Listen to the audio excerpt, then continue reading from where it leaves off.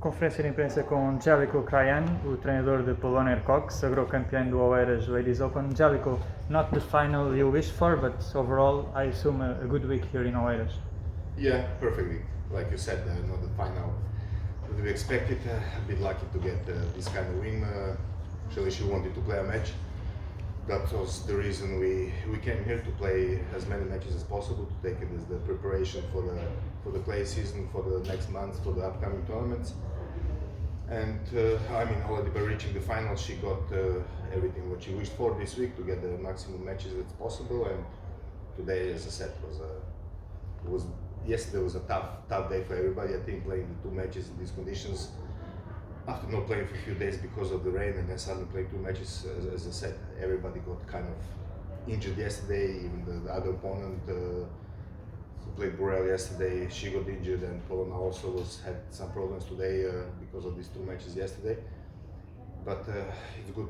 In the end, it was, I would say, for the rest of the season, for the next month, it was maybe good not to play today, because she was already feeling tired, and after, as I said, she started the tournament just on Friday with the first match, and then yesterday very tough match on the Friday with 2.5 hours, then two matches yesterday. So today she was a little bit exhausted, so it was kind of playing in her favor not to play the match. Of course, as I said, it's not the win you wish for, but she kind of deserved it in the end for what she did, how she went through the last few matches and the fight with everything. So she got the title, and it's all we wish for here. As I said in the beginning, to get as many matches as possible, and she did that, and she got it, and we're looking forward for the next month.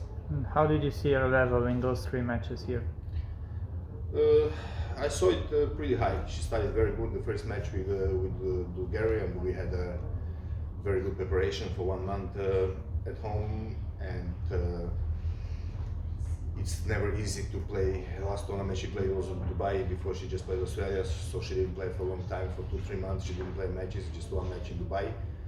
So it's tough to expect when you practice good, it doesn't mean automatically that you're gonna play the same way in a match. Match is a different story, and she did struggle in some matches. Maybe she was up and down maybe in some matches, but still good enough to win them and to fight them through.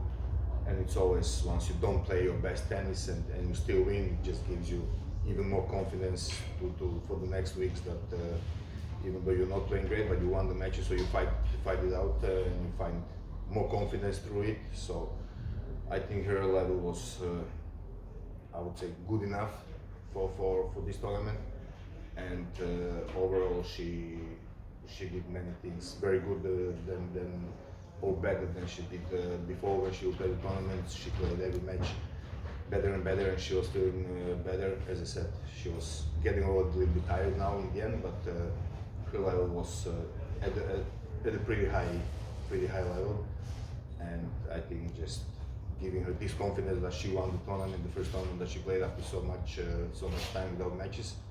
It just, as I said, it's what we wished for. She told us during this week that the main goal is to be back on top 50 soon. Do you think it's possible before Roland Garros, after Roland Garros? When you see that coming? This can come in next week. I mean, she's ranked 73, 72 now at the moment of this tournament, so it's not that far from being top 50. If she wins another tournament, she will be top 50. So everything's possible. She might be top 30 by the French Open time. So there's no reason not to believe in that and not to go with this goal. For sure, you should put your goals always as high as possible. Of course,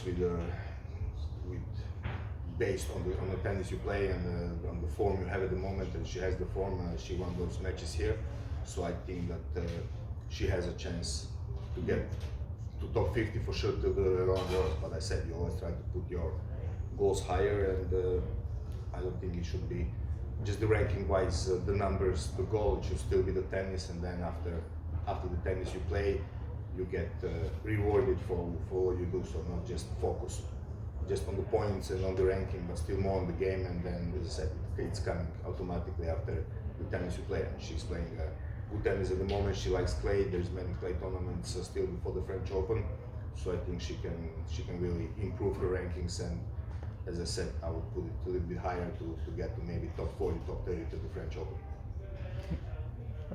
That's the first big week in 2021 to Polona. Well, what happened so far? Because she has a great tennis and a great tennis to all the surfaces, but we think, speaking and seeing Polona's career, that she's more confident on clay than grass and hard courts, but she has a good serve, a good slice. Why do you think that this happened to Polona? I mean, she can play on. She likes to play the most, of course. As Europeans, we all play. Mm-hmm. They all play on clay all the time, and they like play, and she loves play. She can also play very good on grass. She played 2 years ago in Wimbledon. She played third round. Mm-hmm. She had the match points to go to fourth round. She lost it quite unlucky match. So she can play on every surface. With the serve she has, there is no reason not to play good on faster surfaces. And as you mentioned, the slice, and it's not only the slice, she improved also the backhand, the drive backhand, and the forehand is always a weapon. Mm-hmm. The main problem was all this year is the injuries that stopped her all the time. She always got, after a few matches or after a few tournaments, she always got injured, and she always was coming back and starting again from the beginning. So she never had constant 6 months of playing, or like 7-8 tournaments in a row where she would be healthy. So that was, from my side, would see the main reason. So it's not the tennis, it's not the shots. She obviously, when you look from outside, she has a huge game, she has a huge potential. Normally, like if you see her, you would ask yourself why she's not top 10. But as I said, mostly it was the injuries that always stopped her, and coming back and trying to get to the tournaments, main draws again, and you go through the qualies, and she was always trying to find this way. But as I say, it's injuries the most that throughout the year didn't allow her to have last 5-6 seasons. She didn't have one full year where she played without injuries. So this is the main problem, where you always like catching up the time and trying to make up for the time you lost with injuries.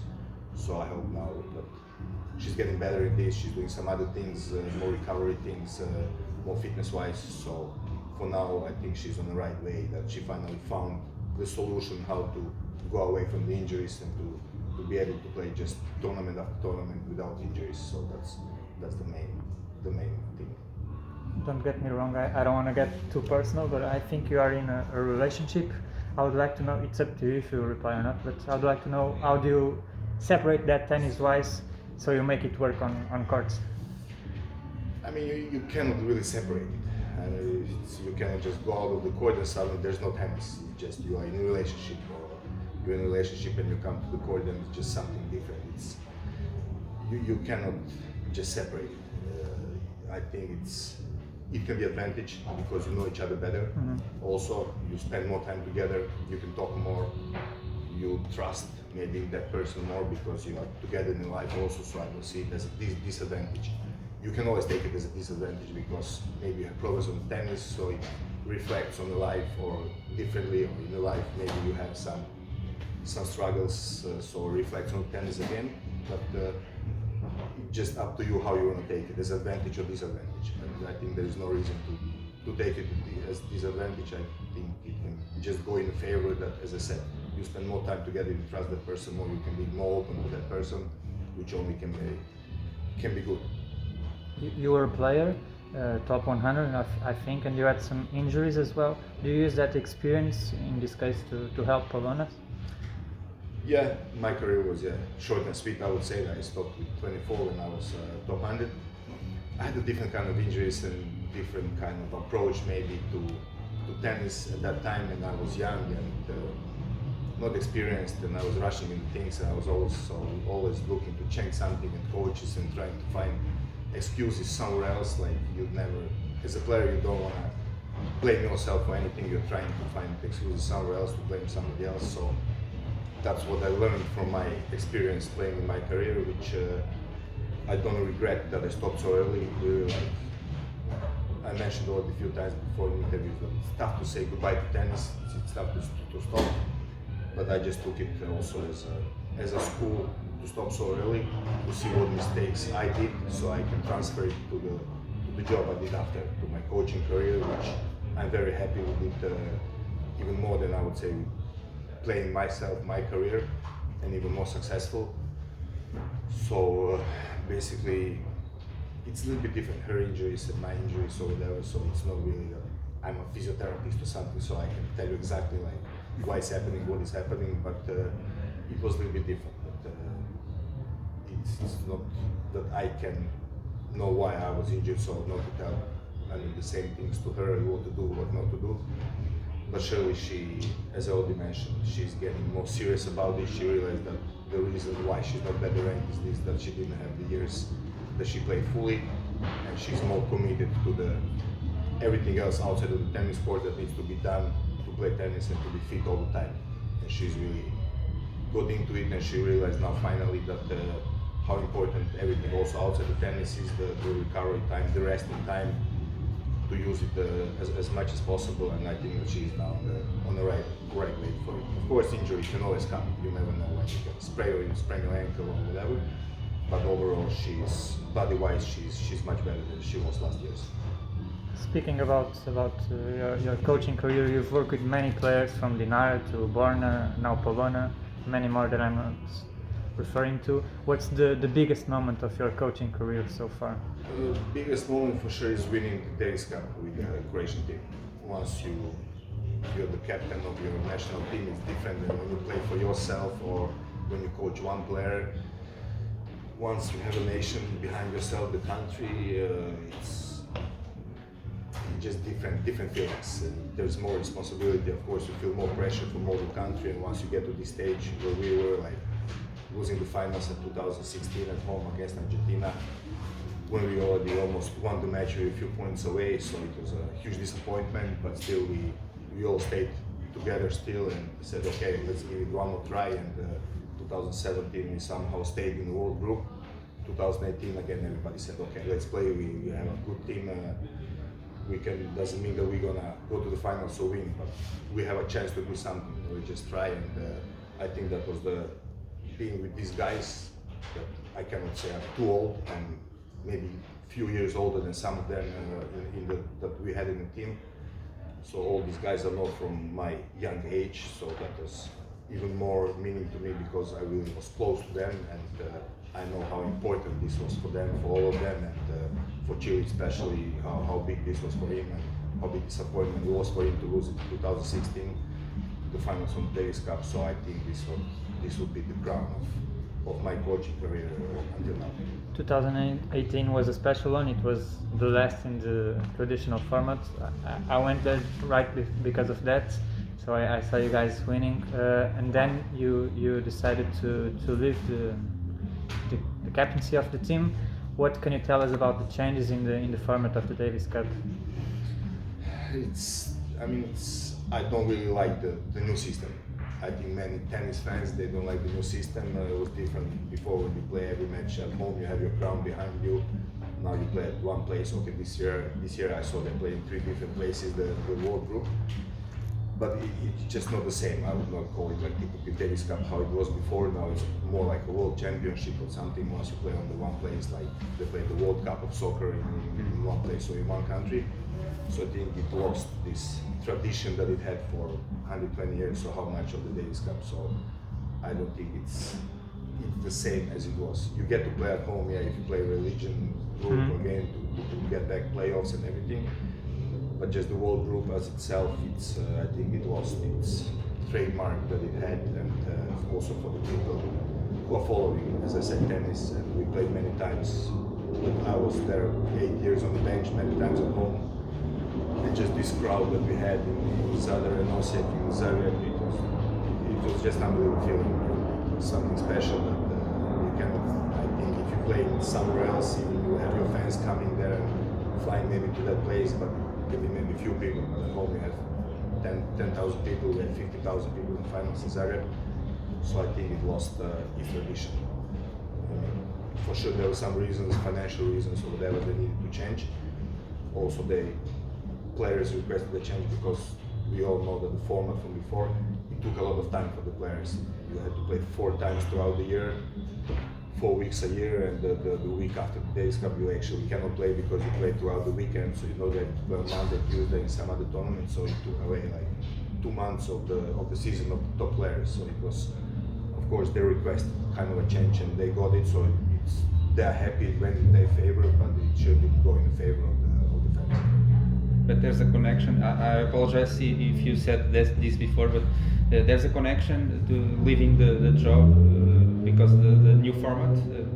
There's a connection for you to quit the job, the captaincy of the. To leave the. Yeah, if it was one of the reasons. No, it wasn't a reason. Okay. Maybe I had thoughts to leave it in 2016 once we lost the final. It was really very disappointing loss at home, and I was there already 5-6 years, and I maybe felt that was the time that to step away because we were so close to it, and it's tough to say, okay, we're all gonna stay again together and try to do it one more time. Once you cannot do it every year, it's just impossible, and I didn't believe that these guys are still gonna invest so much time throughout the year, Polona and Marin also, and all these doubles players. But as I said, they're all friends, they're all very good, and they said, okay, let's go and play for the nation. We give it one more try, as I said, and we did it. And now, do you see the Croatian tennis at the moment? Obviously, in the men's side, you have two big stars, Borna and Marin. Also good doubles players. In the women's side, Donna Vekic. How do you see the Croatian tennis right now? I mean, the doubles area, the best team in the world at the moment, in Mekic and Pavic. Finally, they got together, they combined themselves, and they have unbelievable result this year, and they play unbelievable tennis. They're winning mostly everything they play. You play final today, yeah. Play final today again, yeah. We also have Dodik, that was, I think, that I like the most from the doubles players in Croatia, and the way he played just always was, for me, kind of. So watching him playing doubles, it was. I like to watch men's doubles because it's always something's happening. It's different. Everything's faster. And watching him, I really liked him the most to be in the team, and he helped the team a lot. And throughout these years, he played with many different partners in Davis Cup, and we had like 10-0 in doubles. You know, like 5 years in a row. He was always one of the guys in the team, combined with somebody else. He was always winning his matches. So I think his tribute, what he gave to the Davis Cup, was amazing.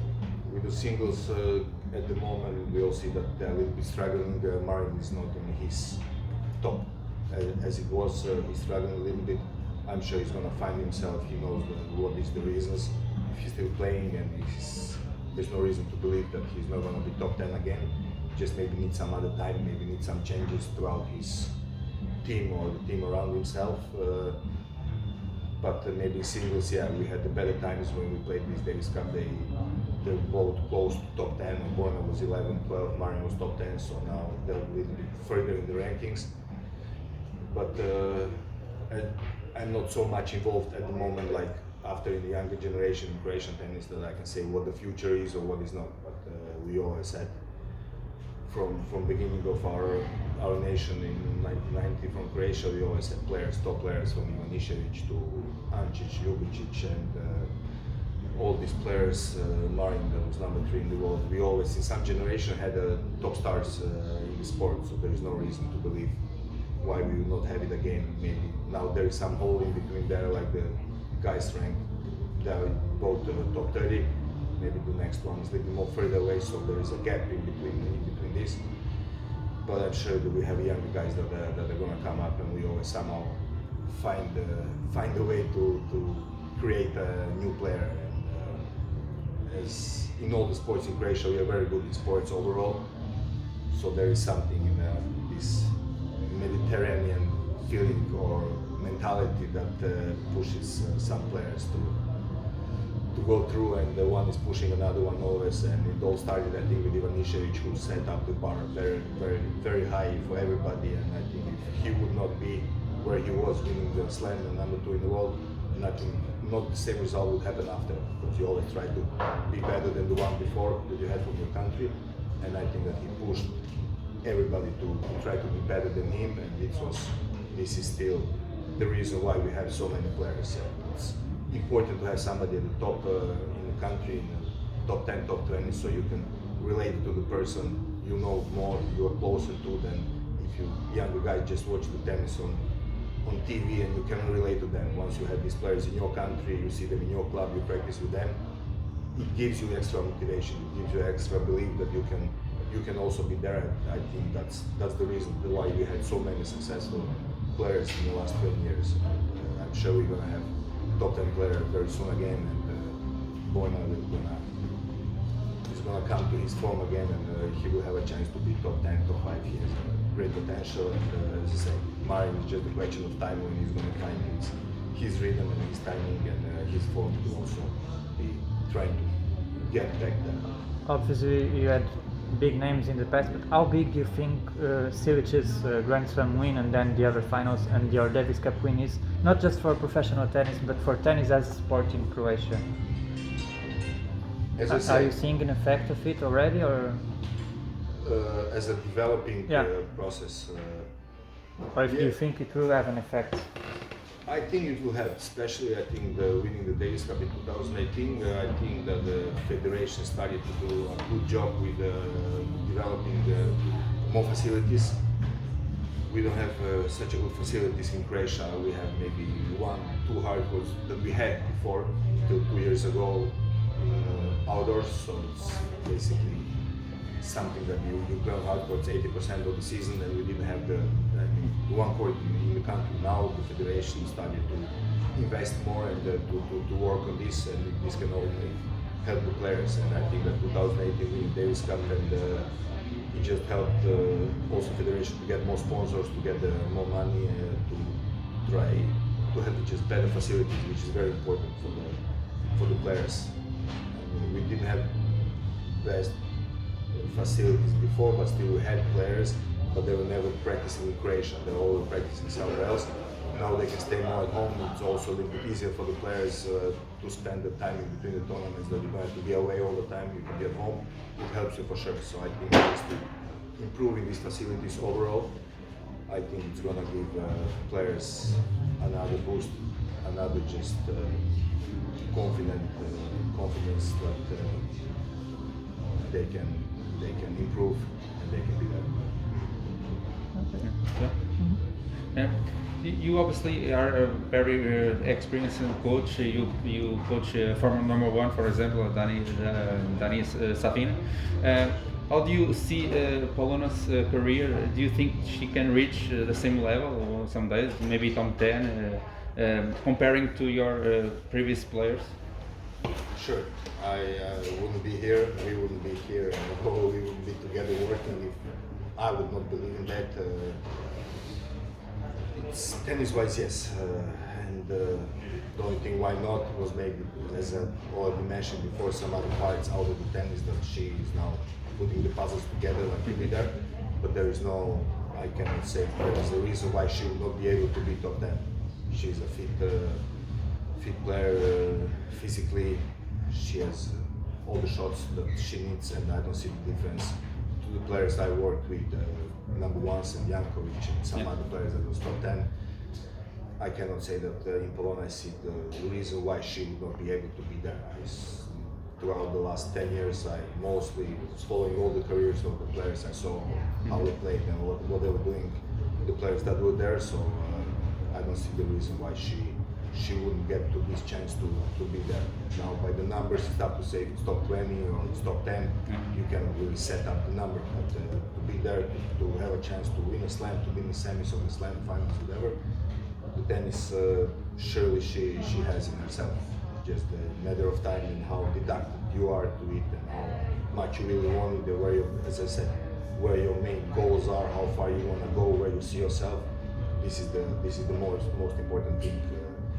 What I saw in the players before, just how much they want it or how much they are ready to suffer for the result they want to have.